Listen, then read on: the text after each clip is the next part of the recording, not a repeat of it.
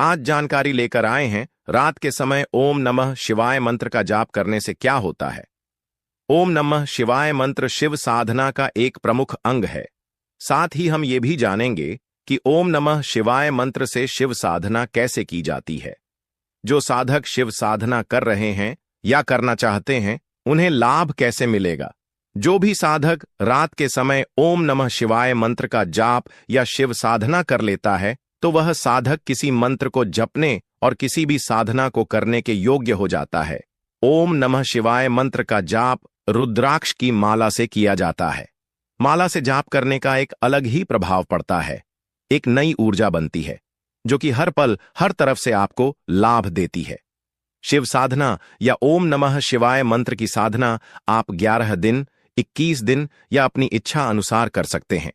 रात के समय जो ओम नमः शिवाय मंत्र का जाप करना चाहते हैं, तो आप शिव सहस्त्र नाम स्तोत्र का या शिव तांडव स्तोत्र का या भगवान शिव से संबंधित किसी भी स्तोत्र का पाठ आप मंत्र जाप करने से पहले करते हैं, तो यह आपको बहुत ही अलौकिक लाभ देता है। यह आपको एक दिव्य ऊर्जा प्रदान करता है। साधना मतलब एक नियम, एक संकल्प कि मैं इतने दिन तक भगवान शिव या इन देवी देवता की पूजा कर रहा हूं, वह साधना कहलाती है। और दैनिक पूजन केवल साधारण पूजा पाठ ही रह जाता है। रात के समय ओम नमः शिवाय मंत्र का जाप करने से सबसे पहले आपके सारे दोष खत्म होते हैं। जैसे मानकर चलिए 21 दिन का आपने संकल्प लिया है, तो पहले के 6-7 दिनों में ही आपके जो ग्रह बिगड़े हुए हैं, जो ग्रह आपके जीवन में परेशानी उत्पन्न कर रहे हैं, आपको जो दोष लगा हुआ है, जो आपकी तकलीफें हैं, वह शांत होनी शुरू हो जाती है।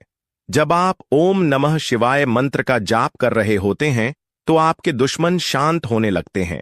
आपसे वैर शत्रुता रखने वाले लोगों का स्वभाव बदलने लगता है और आपको भी अंदर से शांत और सौम्य स्वभाव अनुभव होता है। धीरे धीरे जब आपका ओम नमः शिवाय मंत्र जाप आगे बढ़ता है, जब शिव साधना के 12 से 13 दिन बीत जाते हैं, उसके बाद आपको अलौकिक अनुभव होने शुरू हो जाते हैं। कई लोगों को डरावने अनुभव भी शुरू हो जाते हैं, क्योंकि भगवान शिव के दूत, भगवान शिव के गण आपकी परीक्षा लेते हैं। वह देखते हैं कि आप ओम नमः शिवाय मंत्र की साधना श्रद्धा से कर रहे हैं या यूं ही कर रहे हैं। तो हो सकता है कि आपको डरावने स्वप्न आए, आपको कुछ चीजें दिखाई दे जो आपको डरा दे, लेकिन उससे आपको कोई किसी प्रकार की हानि नहीं होगी। यह परीक्षा मात्र आपकी होती है। और जो इस परीक्षा को पार कर लेता है, फिर उसके ऊपर ही भगवान शिव भोलेनाथ प्रसन्न होते हैं। जैसे स्वप्न में आपको किसी प्रकार के जीव जंतु दिखाई देते हैं, बड़े बड़े जानवर पशु दिखाई देते हैं, अघोरी दिखाई देना, नदी दिखाई देना, इस तरह की चीजें आपको दिखाई देगी, तो आपको डरना नहीं है, बल्कि ओम नमः शिवाय मंत्र का जाप करते हुए आगे आपको चलते रहना है। जब शिव साधना सफल होने वाली होती है, तब बहुत लोगों को ऐसे स्वप्न आते हैं कि उन सपनों को देखकर साधक भयभीत होने लगता है। जब ओम नमः शिवाय मंत्र साधना से आपको सिद्धि प्राप्त होने वाली होती है, तो आपको साधना के अंतिम दिनों में स्वप्न के माध्यम से डराया जाता है, ताकि आप अपनी शिव साधना बीच में ही छोड़ दें। लेकिन यह आपकी परीक्षा होती है।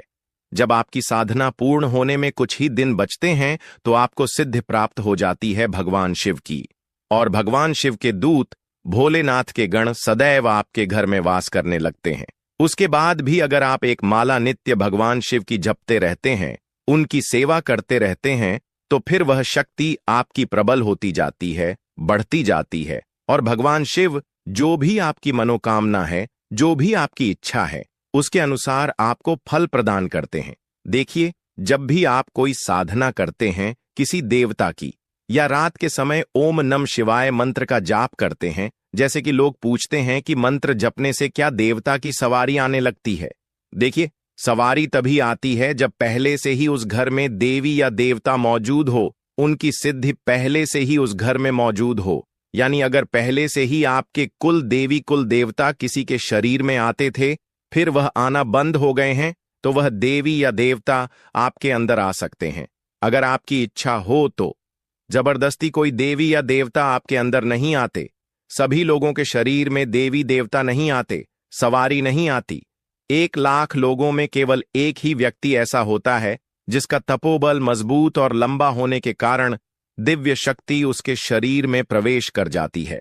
अगर आप खुद चाहते हैं कि आपके ऊपर सवारी आए और आपके अंदर कोई दोष न हो, तो ही आपके अंदर सवारी आएंगी, क्योंकि जो बड़ी शक्तियां होती हैं वह आसानी से किसी के शरीर में आती नहीं है।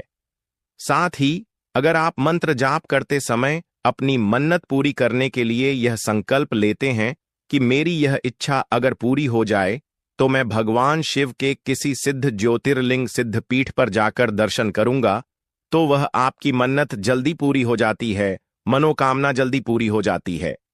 क्योंकि जब कोई व्यक्ति, कोई भी साधारण मनुष्य कोई मन्नत मांगता है, कोई इच्छा संकल्प लेता है कि मैं इस कठिन कार्य को करूंगा, अगर मेरी इच्छा पूरी हो जाए तो उससे संबंधित देवी या देवता के जो गण होते हैं, जो उससे संबंधित देवी देवता के जो दूत होते हैं, वह साधक की सहायता करना शुरू कर देते हैं।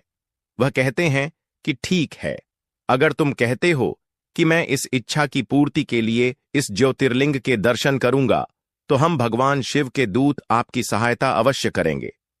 और जब आपकी इच्छा पूर्ति होने पर आप सिद्ध ज्योतिर्लिंग मंदिर में जाते हैं, बाकायदा वह दूत भी अदृश्य रूप से आपके साथ वहां जाएंगे, आपके साथ वह भी भगवान शिव के दर्शन करेंगे।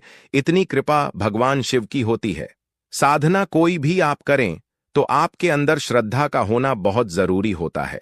श्रद्धा से साधना करने पर भगवान शिव आपको जल्द से जल्द सिद्धि प्रदान कर देते हैं।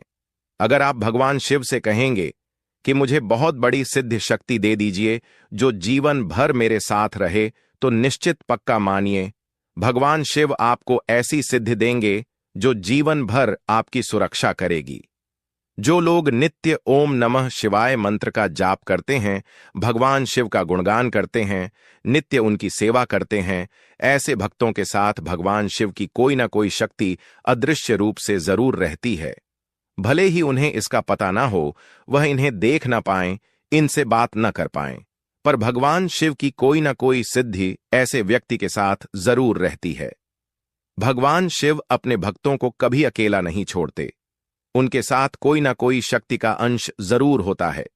कहते हैं कि कंकर कंकड़ में शंकर वास करते हैं, सभी जीवों में भगवान शिव का ही वास है।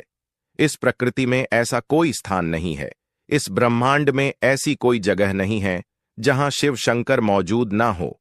तो जो भी श्रद्धा से भगवान शिव की साधना कर रहे हैं, उन सभी को सिद्धि ना मिले, ऐसा तो हो ही नहीं सकता। आप साधना कर रहे हैं या उनके मंत्र का जाप कर रहे हैं, तो कोशिश कीजिएगा कि आप प्रतिदिन भगवान शिव के मंदिर में जाकर भगवान शिव को स्नान कराएं। इससे भगवान शिव की शक्तियां आपकी तरफ तीव्र गति से आकर्षित होती हैं और बहुत ही अलौकिक अनुभव होते हैं। आपको अपने अनुभव गुप्त रखते होते हैं, तो इनका आपको अलग से लाभ मिलेगा। जितने भी दिन आप शिव साधना का संकल्प लेते हैं, पवित्रता का ध्यान रखें, ब्रह्मचर्य पालन करें। प्रतिदिन शिव जी के मंदिर में जरूर जाएं। जिस दिन आपकी साधना पूर्ण हो जाए, उस दिन घर में पूर्ण आहुति का हवन कर लीजिए, या फिर 151 हवन के नाम पर किसी भी मंदिर में दान कर दीजिए, तो इससे आपकी साधना सफल मानी जाती है। किसी भी साधना के बाद आप अगर कन्या भोजन करवा सकते हैं तो अच्छी बात है, अन्यथा आप किसी भी एक कन्या को 51 रुपए कन्या पूजन के नाम से दान कर दीजिए, तो इस शिव साधना की पूर्णाहुति बहुत ही आसान होती है। कोई बड़े बड़े नियम नहीं होते शिव साधना में। समय पर जाप करो, माला का आदर करो, प्रतिदिन शिव मंदिर जाओ, बस इतना करने से ही आपको सिद्धि मिल जाएगी। जब हम ओम नमः शिवाय मंत्र का जाप करते हैं, तब आपके जाप से इस मंत्र में ऊर्जा का निर्माण होता है। जब यह ऊर्जा काफी संख्या में बन जाती है, तो मंत्र जागृत हो जाता है। जब भी हम किसी भी मंत्र का जाप करते हैं, तो इसकी ऊर्जा बाद में कहां जाती है? देखिए, जब भी कोई व्यक्ति ओम नमः शिवाय मंत्र का जाप करता है, तो इसकी ऊर्जा आपकी जीवात्मा में समा जाती है, जिससे आपको आत्मिक शक्ति प्राप्त होती है। आपकी जीवात्मा आपकी छाती के बीचों बीच उपस्थित होती है, जो परम पिता परमात्मा का एक दिव्य अंश होती है और आपको जीवित रखती है, वही इस ऊर्जा को ग्रहण करती है। तो यह थी जानकारी शिव साधना और उनके मंत्र जाप के ऊपर। आप जरूर से ओम नमः शिवाय मंत्र का जाप करें और अपने जीवन को सफल करें। अगर आपका कोई विषय है जिससे संबंधित आप प्रश्न पूछना चाहते हैं तो आप कमेंट करके हमें बता सकते हैं। हम अवश्य ही आपके प्रश्न का उत्तर देंगे। आप सभी को हमारी तरफ से हर हर महादेव।